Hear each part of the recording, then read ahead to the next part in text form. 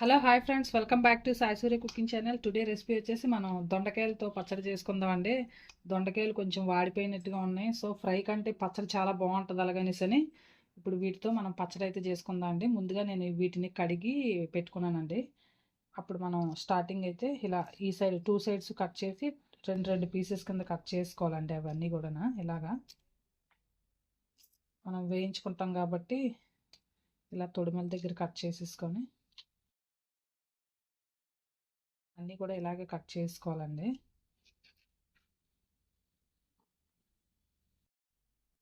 ఓకేనండి, దొండకాయలన్నీ కూడా కట్ చేసుకున్నాం కదా.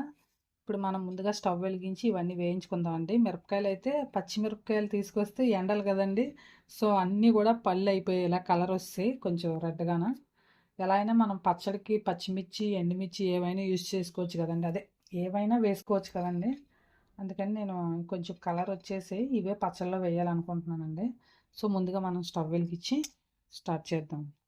ఓకేనండి, స్టవ్ వెలిగించి ఒక కళాయి పెట్టుకుందామండి. కళాయి పెట్టుకొని మనం ముందుగా ఆయిల్ వేసుకుందాం అండి. ఒక 1.5 స్పూను.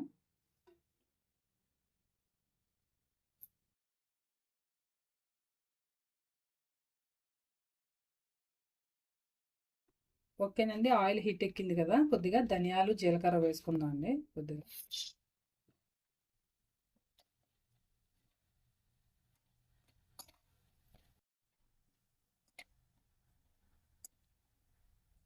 ఓకేనండి, ధనియాలు వేగిపోయి కదా తీసుకుందాం అండి వీటిని.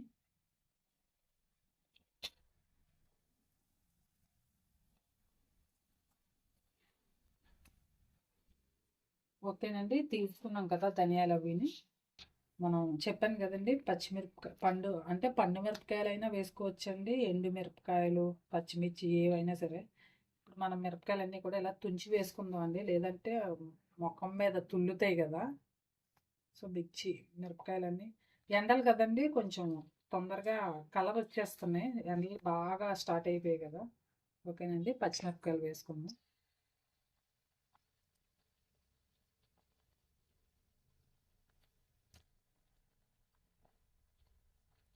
అలాగే అందులోని కట్ చేసుకున్న దొండకాయలు వేసుకుందాం అండి.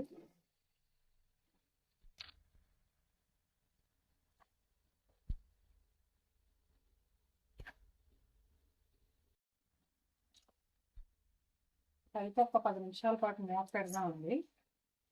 నిమిషాలు మూత పెడితే మనకి దొండకాయలు అనేవి కొంచెం తొందరగా మెత్తబడతాయండి. ఉడుకుతాయి. లేదంటే కొంచెం టైం పడుతుందండి. సరిగ్గా వేగకపోతే పచ్చడి కూడా మనకు అంత రుచిగా ఉండదు. ఓకేనండి, మూత పెట్టేలోగా మనం మిరపకాయలు అయితే తీసుకుందాం అండి. ముందుగా తీసుకోవచ్చు, మనకి ఆయిల్ పైకి తులుతుందని నేను దొండకాయ ముక్కలు వేస్తానండి. వేగిపోయాయి కదా, అందుకని తీసుకోవచ్చు అండి వీటిని.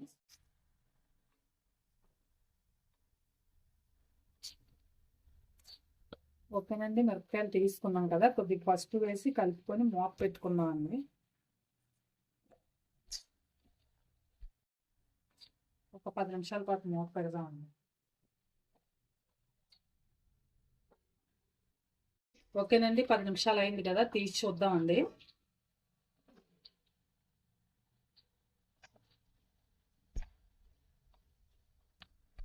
బాగా వేగి కదండి. ఇప్పుడు మనం ఇంట్లో టమాటా వేసుకుందామండి.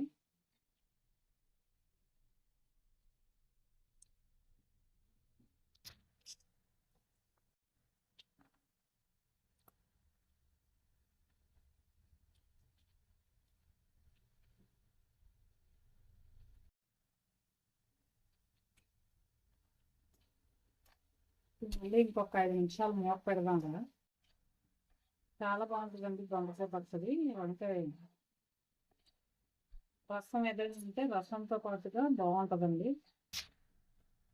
ఓకేనండి, ఇంకొక 5 నిమిషాలు మూత పెట్టుకుందాం. ఓకేనండి, 5 నిమిషాలు అయింది కదా, తీసి చూద్దామండి. ఇప్పుడు మనం ఇందులో రుచికి సరిపడినంత ఉప్పు వేసుకుందాం అండి. పచ్చడికి సరిపడినంత ఉప్పు. అలాగే కొద్దిగా చింతపండు కూడా వేసుకుందాం అండి. ఈ మాత్రం చింతపండు. దీన్ని మళ్ళీ ఒకసారి కలుపుకుందాం. ఓకేనండి, ఓకేనండి, వేగిపోయింది. మనం ఇందులో కొద్దిగా ఇది స్టవ్ ఆఫ్ చేసిన తర్వాత మనం మిక్సీలో వేసుకున్నప్పుడు ఇంకొక ఐటెం వేద్దామండి. నేను ఆల్రెడీ వేయించి పెట్టుకున్నాను. ఓకేనండి. మనం ఇప్పుడు మిక్సీ చేసుకుందామండి. పచ్చడి చల్లారింది కదా! ఒక 4 వెల్లుల్లిపాయ పలుకులు, అలాగే ముందుగా వేయించుకున్న మిరపకాయలు, ధనియాలు, జీలకర్ర.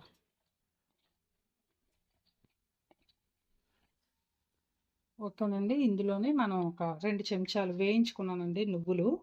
చాలా టేస్ట్‌గా ఉంటదండి. ఒక 2 స్పూన్స్ నువ్వులు కూడా వేసుకుందాం. ఫస్ట్ దీన్ని ఒకసారి మిక్సీ చేద్దామండి. పౌడర్ అయిన తర్వాత అప్పుడు మనం దొండకాయలు అవి వేసుకుందాం. ఓకేనండి. ఈ మాత్రం నలిగితే సరిపోద్దండి కొంచెం. ఇప్పుడు మనం ఇందులో చల్లారిన దొండకాయ ముక్కలు, టమాటో ఇవి వేసుకుందామండి.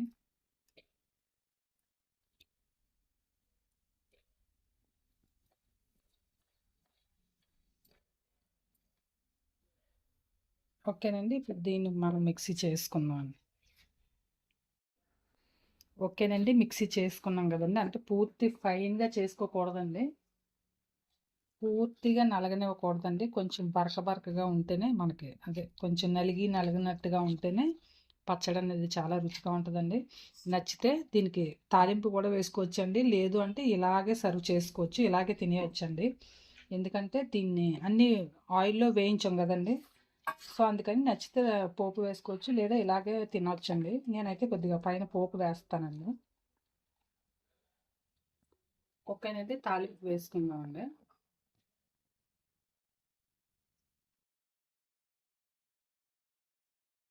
చెప్పాను కదండి. నచ్చితే తాలింపు పెట్టుకోవచ్చండి. పోపు వేసుకోవచ్చు. లేదంటే అవసరం లేదండి.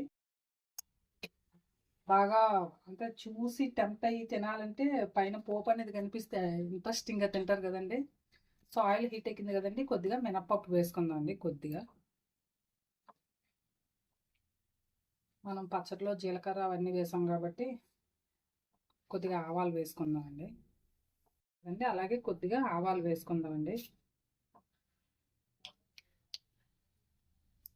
నెక్స్ట్ ఒక ఎండుమిరపకాయ వేసుకుందామండి. ఎక్కువ అవుతుంది.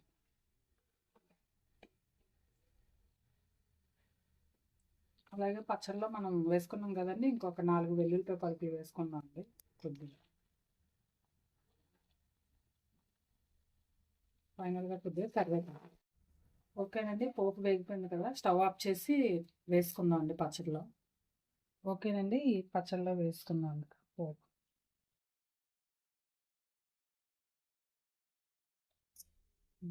ఓకేనండి. ఎంతో టేస్టీ అయిన దొండకాయ పచ్చడి రెడీ అయిపోయిందండి. రైస్‌లోకి చాలా బాగుంటుందండి. నెయ్యి వేసుకొని తింటే రసం కాంబినేషన్‌తో ఇంకా బాగుంటుందండి. సో మీరు కూడా ట్రై చేయండి. ట్రై చేసి టేస్ట్ చేసి మీ ఫ్రెండ్స్‌కి కూడా షేర్ చేయండి. నచ్చితే కనుక ఒక కామెంట్ కూడా పెట్టండి. Please like and subscribe my channel. Bye friends. మళ్ళీ నెక్స్ట్ వీడియోలో ఇంకో వంటతో కలుద్దాం.